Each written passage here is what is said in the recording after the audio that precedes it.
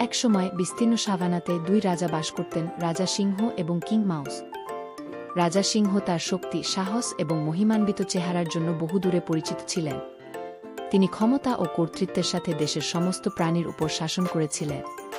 অন্যদিকে রাজা ইঁদুর ছিল একটি ক্ষুদ্র প্রাণী, লম্বা ঘাসের মধ্যে সবেমাত্র লক্ষণীয়, তবে তিনি জ্ঞানী, দয়ালু এবং ছোট বড় সকল প্রাণীর কাছে প্রিয় ছিলেন। একদিন একটি মারাত্মক খরা সাভানাকে আঘাত করেছিল এবং এক সময়ের সবুজ সবুজ একটি অনুর্বর মরুভূমিতে পরিণত হয়েছিল। জল বা খাবার না পাওয়ায় পশুরা খুব কষ্ট পেয়েছিল।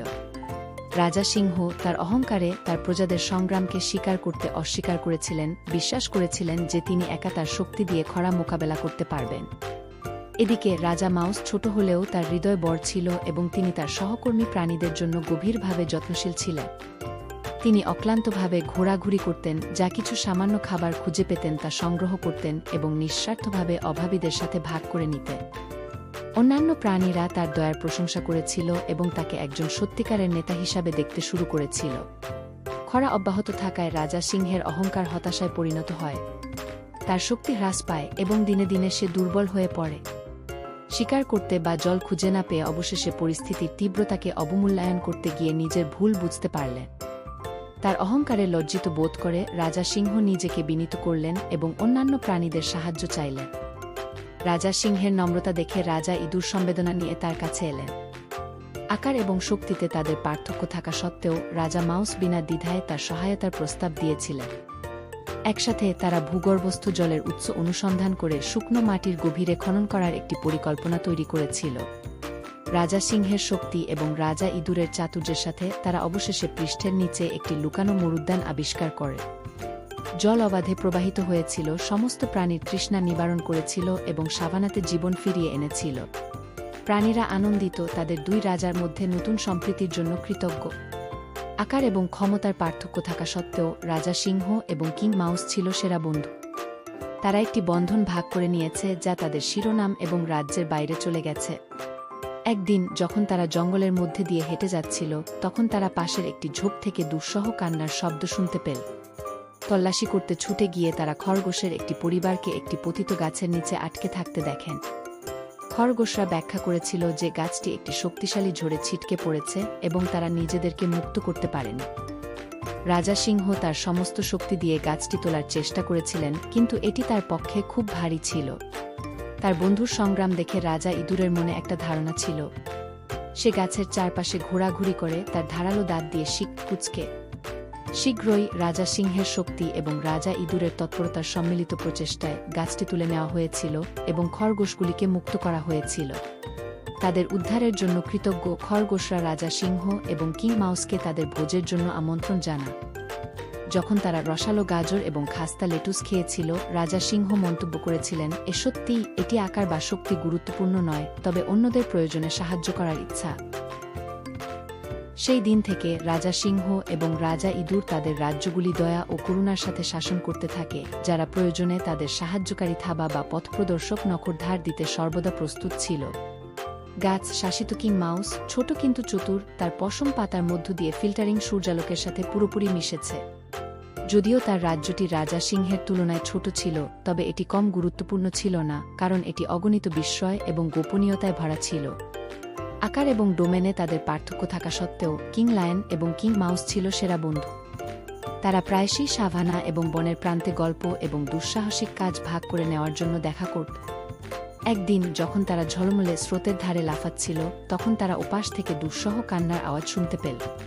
তদন্ত করতে ছুটে গিয়ে তারা একটি গভীর গর্তের চারপাশে একদল প্রাণী জড়ো হতে দেখেছিল, যেখান থেকে একটি আটকে পড়া হাতি বাছুরের মরিয়া ডাক প্রতিধ্বনিত হয়েছিল।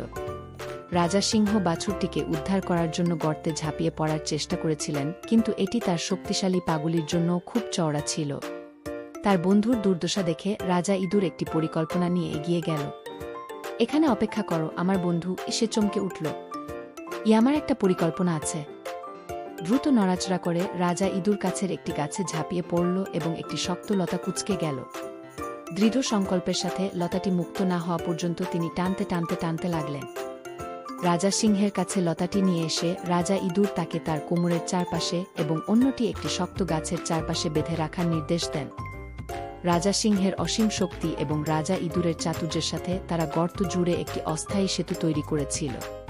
একসাথে তারা সাবধানে লতা সেতু পেরিয়ে তাদের পথ তৈরি করেছিল, ঠিক সময়ে আটকে থাকা হাতির বাছুরের কাছে পৌঁছেছিল। রাজা সিংহের শক্তিশালী গর্জন এবং কিং মাউসের চটকদার কৌশলের সাথে তারা বাছুরটিকে নিরাপদে তুলে নিয়েছিল এবং এটিকে তার মায়ের সাথে পুনরায় মিলিত করেছিল। কিং মাউস, ছোট কিন্তু চতুর, বনের তলায় সুডঙ্গের জটিল নেটওয়ার্কের মধ্যে আদালতের আয়োজন করেছিল। যদিও তাদের রাজ্যগুলি মাইলের পর মাইল দূরে ছিল, কিং লায়ন এবং কিং মাউস বন্ধুত্বের বন্ধন ভাগ করে নিয়েছে, যা আকার এবং ডোমেনের মধ্যে তাদের পার্থক্যকে অতিক্রম করেছে। তারা প্রায়শই সাভানা এবং বনের প্রান্তে গল্প এবং হাসি বিনিময় করতে দেখা করত। তাদের বন্ধুত্ব প্রতিদিন দিন আরও শক্তিশালী হতে থাকে। এক উজ্জ্বল সকালে রাজা সিংহ যখন সাভানার মধ্য দিয়ে অবসরে হাঁটছিলেন, তিনি সাহায্যের জন্য একটি ক্ষীণ চিৎকার শুনতে পেলেন। শব্দের পরে তিনি একটি গভীর গর্তের চারপাশে জড়ো হওয়া প্রাণীদের একটি দল আবিষ্কার করলেন। অন্ধকারের মধ্যে উঁকি দিয়ে রাজা সিংহ একটি তরুণ হরিণকে কাদাযুক্ত গভীরতা থেকে নিজেকে মুক্ত করতে সংগ্রাম করতে দেখেছিলেন। সাহায্য করার জন্য সংকল্পবদ্ধ রাজা সিংহ গর্তে লাফানোর চেষ্টা করেছিলেন, কিন্তু আফসোস, এটি খুব প্রশস্ত ছিল এবং তিনি গজলের কাছে পৌঁছতে পারেননি। তিনি যখন আবার চেষ্টা করতে যাচ্ছিলেন, তখনই রাজা ইঁদুর পাশের ঝোপের ছায়া থেকে বেরিয়ে এল।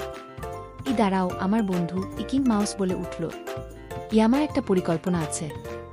তার চোখে এক পলক নিয়ে রাজা ইঁদুর ছুটে গেল, আন্ডারব্রাশের মধ্যে অদৃশ্য হয়ে গেল। মুহূর্ত পরে তিনি তার পিছনে পিছনে একটি দীর্ঘলতার সঙ্গে ফিরে তার ছোট দাঁত দিয়ে সে দ্রাক্ষালতাটি গাছ থেকে মুক্ত না হওয়া পর্যন্ত ছিঁড়ে ফেলল। একসাথে কিং লায়ন এবং কিং মাউস গর্ত জুড়ে একটি অস্থায়ী দড়ি সেতু তৈরি করেছে। রাজা সিংহের শক্তি এবং রাজা ইঁদুরের তৎপরতার সাথে তারা আটকা পড়া গজলের কাছে পৌঁছাতে এবং তাকে নিরাপদে টেনে আনতে সক্ষম হয়েছিল। কৃতজ্ঞ এবং স্বস্তি, গজল দূরত্বে যাওয়ার আগে তার উদ্ধারকারীদের ধন্যবাদ জানান। রাজা সিংহ এবং কিং মাউস যখন তাকে যেতে দেখল, তারা একটি হাসি ভাগ করে নিল। তাদের বন্ধুত্ব আগের চেয়ে আরও শক্তিশালী। সেই দিন থেকে রাজা সিংহ এবং কিং মাউস একসাথে অসংখ্য দুঃসাহসিক কাজ চালিয়ে যেতে থাকে, প্রমাণ করে যে সত্যিকারের বন্ধুত্বের কোনো সীমা নেই। খোলা সমতল ভূমিতে ভ্রমণ করা হোক বা বনের গভীরতা অন্বেষণ করা হোক না কেন, তারা একে অপরের পাশে দাঁড়িয়েছিল, তাদের পথে আসা যে কোনো চ্যালেঞ্জের মুখোমুখি হতে প্রস্তুত। এবং আফ্রিকান সাভানার উপর সূর্য অস্ত যাওয়ার সাথে সাথে জমিতে একটি সোনালী আভা ছড়িয়ে পড়ে। রাজা সিংহ এবং কিং মাউসের বন্ধুত্বের গল্প গাছের মধ্যে প্রতিধ্বনিত হয়েছিল, যা তারা একে অপরের সাথে ভাগ করা বন্ধনকে লালন করার জন্য বহুদূরের প্রাণীদের অনুপ্রাণিত করেছিল।